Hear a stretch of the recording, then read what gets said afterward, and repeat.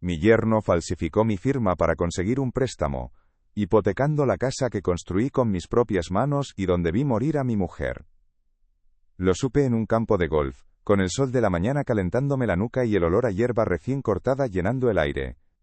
Ricardo, mi amigo y presidente del banco, me felicitó por el gesto, por avalar a Javier. El palo de golf se me antojó de plomo en las manos.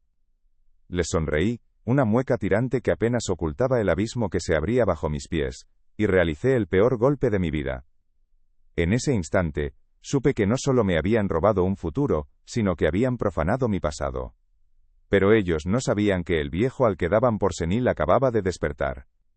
Aquella partida no la iba a ganar Javier.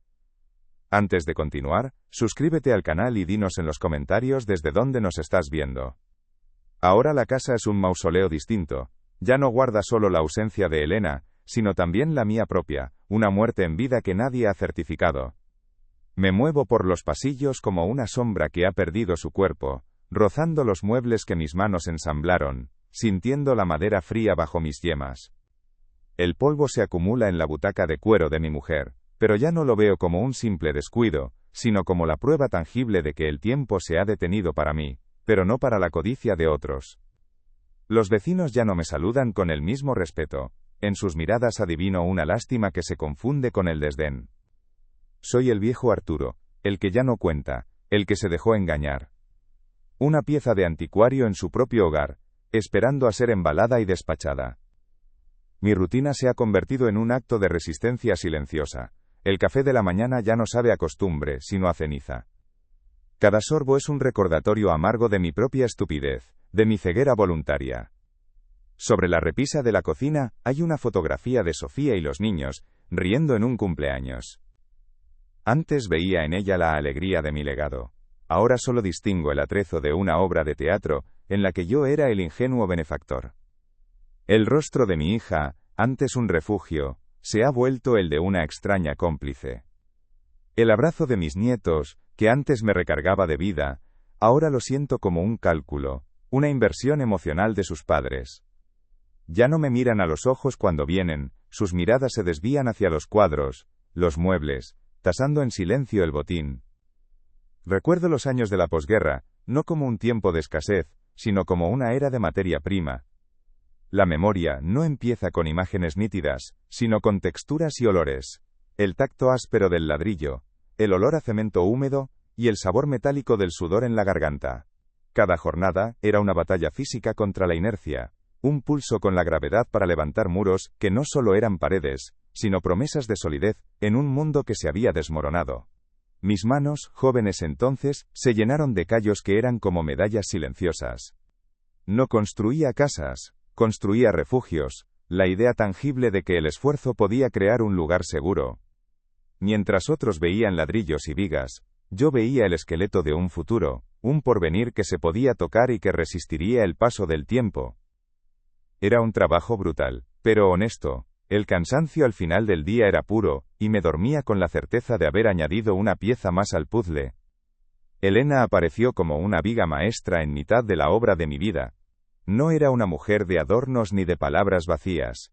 Su belleza residía en su fortaleza, en la forma en que sus manos, tan trabajadoras como las mías, sabían remendar un roto, amasar el pan o sostener las mías cuando el agotamiento amenazaba con vencerme. Nuestros primeros años fueron un lienzo de austeridad pintado con los colores vivos de la esperanza.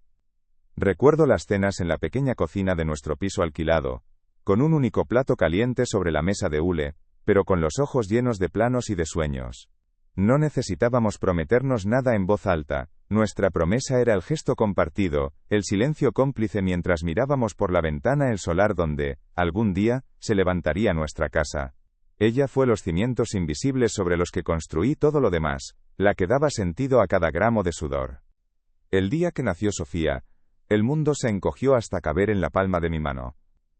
Al sostenerla por primera vez, sentí el contraste violento entre mis manos, ásperas y cuarteadas por la argamasa, y la perfección frágil de su piel.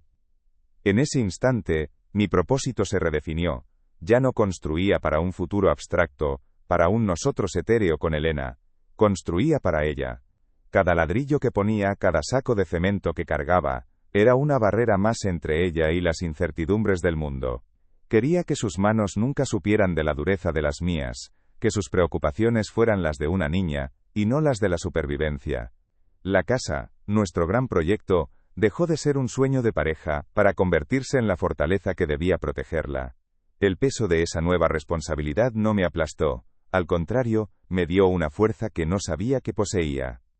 Los sacrificios se volvieron entonces pequeños y constantes, como una lluvia fina que cala hasta los huesos sin que te des cuenta, pero que al final lo empapa todo.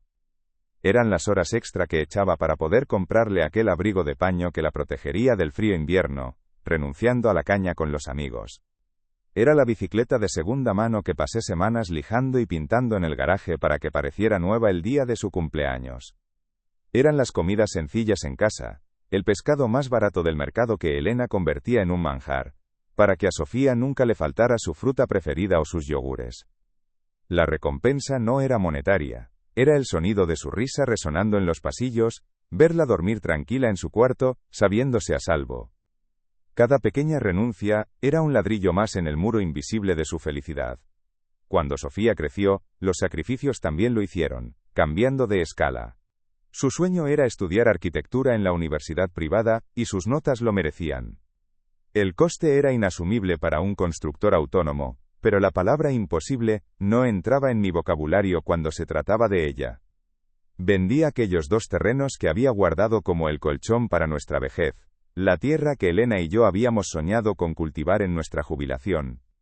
Recuerdo firmar los papeles en la notaría, sintiendo un pellizco en el estómago, pero al mirar a Sofía, que me esperaba fuera con los ojos brillantes, supe que no estaba perdiendo un patrimonio, sino transformándolo en alas para que ella pudiera volar. Elena y yo aplazamos nuestro viaje soñado a Italia. Ya iremos, decíamos. Siempre había algo más importante, y esa importancia siempre tenía el rostro de nuestra hija. El día de su boda, sentí un orgullo que me partía el pecho, y, a la vez, una punzada de desamparo. Mientras la acompañaba hacia el altar, con su brazo aferrado al mío, vi en ella a la niña de la bicicleta y a la mujer arquitecta en la que se había convertido. Todo el esfuerzo de una vida resumido en aquel pasillo. Cuida siempre de ti, le susurré al oído antes de entregarle la mano a Javier. Era un hombre pulcro, de sonrisa ensayada y palabras amables, pero en su mirada había algo que nunca me transmitió la solidez de la piedra, sino el brillo efímero del cristal. Deseché la sensación como un recelo de padre viejo. Le entregaba no solo a mi hija, sino el resultado de todo mi trabajo, la joya más preciada de mi existencia, confiando en que él sabría entender su valor incalculable. La enfermedad de Elena borró cualquier plan de futuro que nos quedara. Mi jubilación no fue para viajar ni para descansar, fue para cuidarla. La casa se convirtió en nuestro último refugio, un espacio donde cada rincón guardaba un eco de nuestra vida juntos. Mis manos, que habían levantado muros, ahora aprendieron a dar medicinas, a cambiar sábanas y a sostener un cuerpo que se desvanecía. Tras su muerte, el silencio se hizo insoportable. Pude haberme marchado, vender la casa, y buscar mi paz en otro lugar, lejos de los recuerdos. Pero me quedé. Me quedé por Sofía, por mis nietos. Me pareció la única forma de seguir cumpliendo la promesa silenciosa que le había hecho a Elena, cuidar de lo nuestro. Renuncié a mi propia tranquilidad por estar cerca de ellos, creyendo que mi presencia era un pilar, sin darme cuenta de que para ellos ya solo era una cantera de la que seguir extrayendo. La revelación llegó en el lugar más insospechado, un martes por la mañana, en la paz impostada de un campo de golf.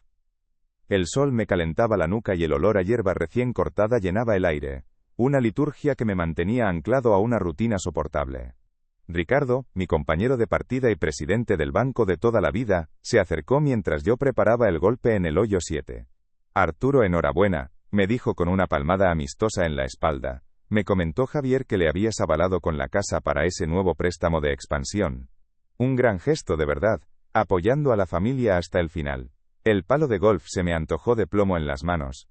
El aire se enrareció, volviéndose denso, difícil de respirar. Cada una de sus palabras fue un clavo martillado en el ataúd de mi ingenuidad. Le sonreí, una mueca tirante que apenas ocultaba el abismo que se abría bajo mis pies, y realicé el peor golpe de mi vida. El resto de la partida fue una pantomima. No recuerdo los golpes, solo el zumbido en mis oídos, y el sabor metálico del engaño en la boca. De camino a casa, las piezas del puzzle encajaron con una precisión brutal. Recordé las visitas apresuradas de Javier, siempre con una carpeta bajo el brazo, y una excusa en los labios. Es solo un trámite, suegro. No te preocupes por la letra pequeña. Recordé mi propia desidia, mi firma cansada sobre documentos que no leía, confiando ciegamente. O peor, la duda helada de si mi firma ni siquiera era mía, si había sido simplemente imitada con desprecio. Al entrar en casa, un ligero olor a gas me recibió. Me había dejado un fogón encendido. Y lo entendí todo. No solo me veían como un cajero, sino como un viejo senil y despistado, un estorbo cuya fortuna debía ser gestionada antes de que la perdiera o se hiciera daño. El despacho de Méndez olía a cuero viejo y a justicia aplazada. No le conté la historia completa, no necesitaba hacerlo. Méndez era mi abogado desde que la constructora era solo un puñado de planos sobre la mesa de mi cocina, y sabía leerme el rostro mejor que un perito calígrafo. Me senté frente a él, no como una víctima, sino como el presidente de mi propio consejo de administración. Quiero cambiar el testamento. Todo, dije, y la palabra todo resonó en el silencio de la estancia con la contundencia de un martillo de juez. Le di una única instrucción, precisa y sin fisuras. La casa, mi casa, se convertiría en la sede de la Fundación Elena, destinada a becar a jóvenes de familias obreras que quisieran estudiar arquitectura. No era un castigo, era una restitución. Estaba devolviendo el alma de la casa a su origen, el esfuerzo y el sueño, no la codicia. Al día siguiente mi primera acción fue un acto simple, casi administrativo. Llamé al banco, no a Ricardo sino a mi gestor personal. La voz al otro lado del teléfono era joven y eficiente. Sí, soy Arturo. Quiero cancelar la transferencia periódica a la cuenta de mi hija. De forma inmediata y permanente. Hubo una breve pausa, una duda protocolaria. ¿Está seguro, señor Arturo? Completamente. Respondí, y colgué. No sentí ni rabia ni placer. Solo un silencio quirúrgico, el corte limpio de un cirujano que extirpa un tumor. Apoyé el teléfono en su base y me quedé mirando el aparato, esperando una llamada que sabía que no llegaría de inmediato. Ellos no pensarían en una represalia, sino en un despiste del viejo. Su arrogancia era mi primera línea de defensa, el camuflaje perfecto para mis movimientos. El cordón umbilical financiero se había cortado. Ahora solo tenían que empezar a notar el frío. Por la tarde el sonido de la cinta de embalar rompió el silencio de la casa por primera vez en años. No era el ruido de una mudanza, sino el de un inventario. Subí al desván y bajé cajas de cartón. Con una parsimonia metódica, empecé a guardar todo aquello que los ojos de Javier habían tasado en sus visitas. La cubertería de plata de Elena, los pocos cuadros de cierto valor que heredé de mis padres, el juego de porcelana que solo se usaba en Navidad. No lo hacía con tristeza, sino con la precisión de un archivero. Cada objeto envuelto en papel de periódico era una pieza de mi historia que ponía a salvo, un fragmento de mi vida que ellos ya no podrían tocar ni vender. No estaba vaciando la casa, la estaba purificando. Estaba embalsamando un patrimonio para protegerlo de los profanadores, convirtiendo mi hogar en una fortaleza desde dentro.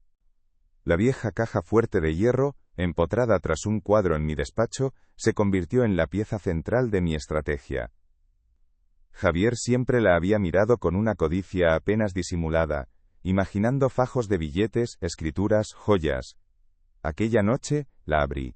El olor a papel antiguo y a metal frío llenó la habitación. Dentro no había más fortuna que las cartas que Elena me escribió durante nuestro noviazgo, los planos originales de la casa dibujados a mano sobre papel quebradizo, y mi primer libro de contabilidad con sus anotaciones meticulosas. Saqué la carpeta con la documentación del préstamo fraudulento, que mi abogado ya me había conseguido, y la coloqué encima de todo. Luego, cerré la puerta de la caja pero no del todo. Dejé la llave puesta en la cerradura. Era un cebo, una invitación silenciosa. Su avaricia sería su propio juez y verdugo. Finalmente, me senté en la butaca de Elena, esa que llevaba meses sin tocar. Puse sobre mis rodillas el viejo papel de cartas con sus iniciales grabadas que ella guardaba para las ocasiones especiales. Y empecé a escribir. No una sino dos cartas, una para Lucas y otra para Marina, mis nietos. No les hablaba de la traición de sus padres, ni del dinero, ni de la casa. Les hablaba del abuelo que conocieron, del hombre que les enseñó a hacer una cabaña en un árbol, del valor del honor y de una palabra dada. Les contaba la historia de su abuela, de cómo su fuerza había sido los cimientos de todo. Eran cartas que solo podrían leer al cumplir los 18 años. No estaba redactando una venganza, estaba construyendo un puente hacia el futuro, un legado a prueba de sus padres. Les legaba mi historia, no mi cartera. Y esa era la única herencia que importaba. La llamada llegó un jueves por la tarde. La voz de Sofía al otro lado era un hilo quebradizo, tensa por una urgencia que ya no me sorprendía. «Papá, vamos a pasar a verte. Tenemos que hablar». No era una pregunta, sino el anuncio de un último asalto. Cuando abrí la puerta, la imagen era la de un naufragio. Sofía, con el rostro pálido y los ojos hinchados por un llanto que no era de arrepentimiento, sino de miedo. Javier, a su lado, intentaba mantener una compostura que se desmoronaba. Su sonrisa de hombre de negocios era una mueca grotesca. Les dejé pasar en silencio. Mientras Sofía balbuceaba algo sobre un malentendido, la mirada de Javier barría la estancia, buscando los objetos de valor que ya no estaban. Su desesperación era casi palpable. Se excusó para ir al baño, pero sus pasos se desviaron hacia mi despacho. Lo vi todo desde el umbral del salón. El clic metálico de la llave en la cerradura de la caja fuerte resonó como un disparo en el silencio. Luego, nada. Salió de allí con el rostro ceniciento, sosteniendo en su mano no un fajo de billetes, sino el documento del préstamo. El papel con mi firma falsificada temblaba en su mano. Nuestros ojos se encontraron y supo que yo lo sabía todo. No hubo gritos ni recriminaciones, el final no necesitaba ruido. Simplemente, tomé las 2 cartas que había escrito para mis nietos, que reposaban sobre la mesita del vestíbulo, y se las tendí a Sofía. «Dáselas cuando cumplan 18 años», fue todo lo que pronuncié. Mi voz era firme, serena, la voz de un hombre que ha recuperado su centro. Su mano tembló al coger los sobres, entendiendo en ese instante que aquel era el único legado que recibirían de mí, la única herencia que no se podía malversar. Javier me miró, una mezcla de pánico y súplica en sus ojos, buscando una fisura, una última oportunidad de manipulación. No la encontró. Me di la vuelta y caminé lentamente hacia la butaca de Elena. Me senté, sintiendo por primera vez en años que el cuero no estaba frío, sino que me acogía. Escuché sus pasos torpes hacia la salida, el sonido de la puerta al cerrarse. No fue un portazo, sino el clic suave y definitivo de un capítulo que se cierra para siempre. Afuera, la noche estaba tranquila. Por la ventana vi cómo su coche se alejaba, una luz que se extinguía en la oscuridad. La casa estaba en silencio, pero ya no era el silencio de la soledad. Era la paz. Permanecí inmóvil en la butaca, escuchando cómo el motor del coche se convertía en un susurro y luego en nada. El silencio que quedó no era el de antes, no era el vacío denso y pesado de la ausencia, sino una calma espaciosa, un lienzo en blanco. Afuera, en la distancia, las risas de unos niños jugando en el parque llegaron hasta mí, un sonido limpio y ajeno a mi historia, que sin embargo me anclaba de nuevo a la vida. Lentamente, como quien realiza un rito largamente pospuesto, me levanté y me acerqué a la chimenea. Coloqué los leños de roble, secos y sólidos. El fuego prendió con un susurro, una pequeña lengua naranja que lamió la madera, y creció con una fuerza tranquila. Las llamas proyectaron una luz dorada y temblorosa que hizo bailar las sombras, devolviendo el calor a la madera de los muebles, a la piedra de los muros. Volví a sentarme. La casa, por fin, volvía a ser un hogar.